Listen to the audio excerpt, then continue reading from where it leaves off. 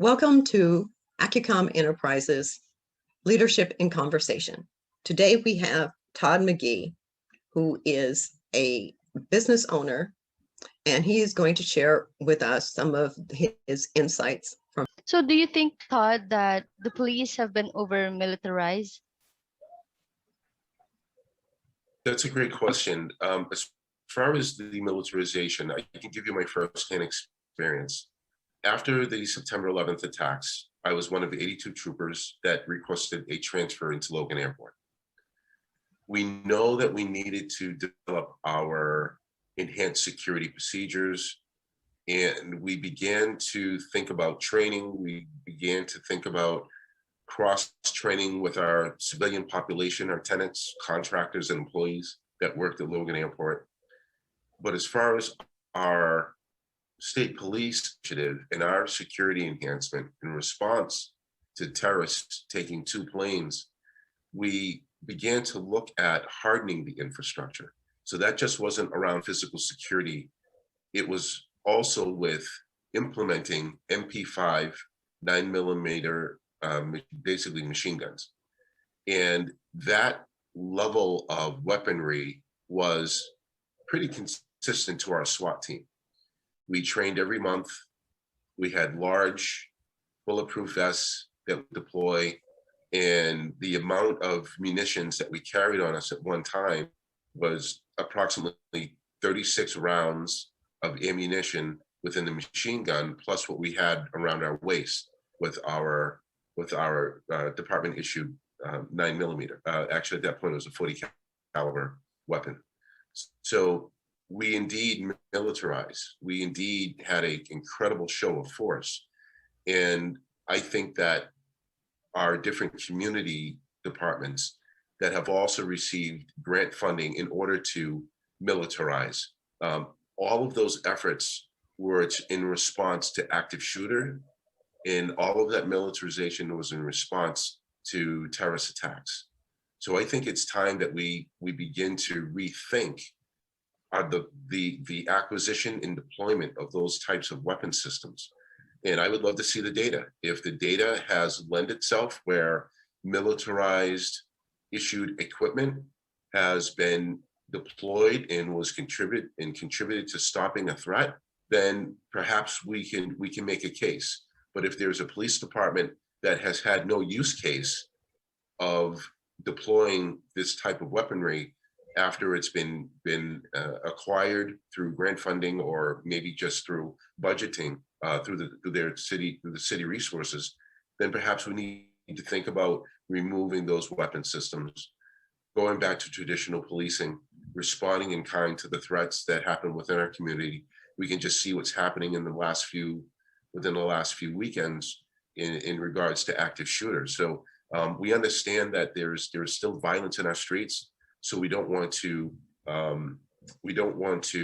remove all the resources available to law enforcement, because we still need those tools, some of those tools to respond to the violence in our streets. But I think we need to understand clearly what is it that we're doing, what is it that as a law enforcement community, what is actually needed in order to keep our civilians and our community safe. Community should gain trust into the police department. So what do you have to say about that? There's an expression called becoming communities of trust. There's training programs that were once initiated, but I believe that those training programs are absent now. Those training programs speak to community leaders. Those community leaders are in touch with their community members, our interfaith communities of all different faiths. We need to be able to have our interfaith communities come together. Our Muslim, our Jewish, our Christian communities need to come together and understand that as a body, as a community, that we can be stronger if we work together. We also need to understand each other's culture, and that includes the police culture. So if law enforcement is required to understand the culture of its community, the community I believe in a better world, the community could better understand the culture of law enforcement. And now you have this cross bridge of information and understanding. And now we have a platform for civil dialogue. We have a platform for greater understanding.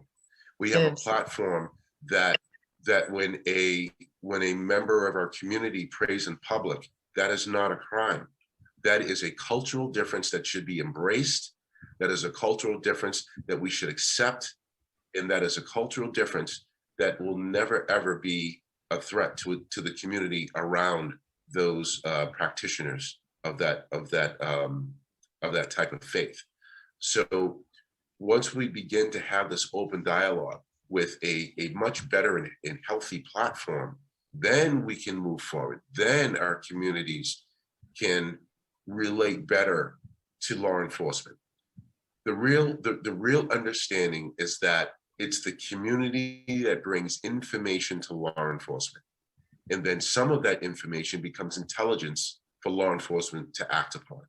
Oftentimes bad information is acted upon by police, and then we have these terrible results. So we all can do better.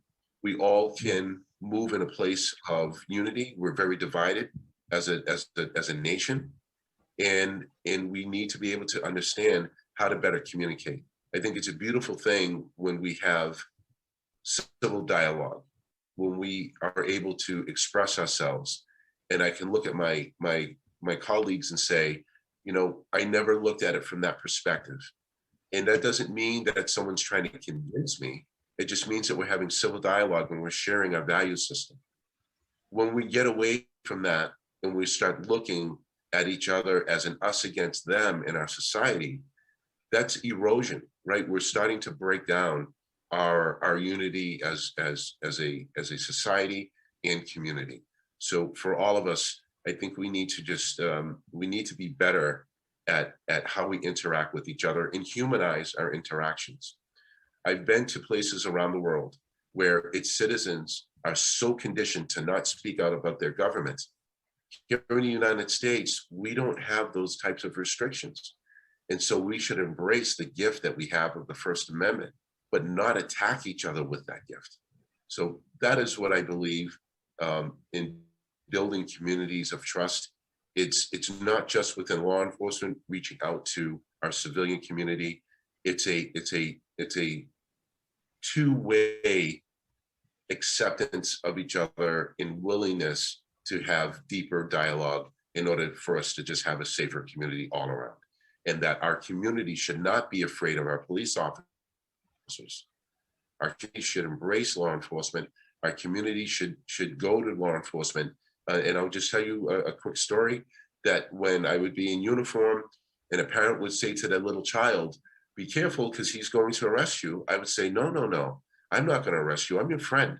I wanted to instill the seeds of trust in a little child that whenever they see a police officer in uniform, they should go to that police officer if there was ever a need and never, ever to have fear. So that was just a philosophy that I always had. And I had many of my colleagues within the police department that did the same thing. That just wasn't my exclusive way to responding to that type of interaction. A lot of us had that, and a lot of police officers still have that mindset. So we need more of that, and we need less of the breakdown in our society between our law enforcement entity as well as our civilian community. Todd, I want to thank you for all those wonderful insights. I love the idea that we have a bridge and a two-way point of view in terms of police understanding us and we understand police. I think that's a wonderful philosophy, and I wish it could be spread throughout the US or throughout the world. We so appreciate you taking the time, and I think your insights will be shared and enjoyed by our viewers. Thank you again. And thank you, Riza and Rahu, Thank you, Todd. for the questions.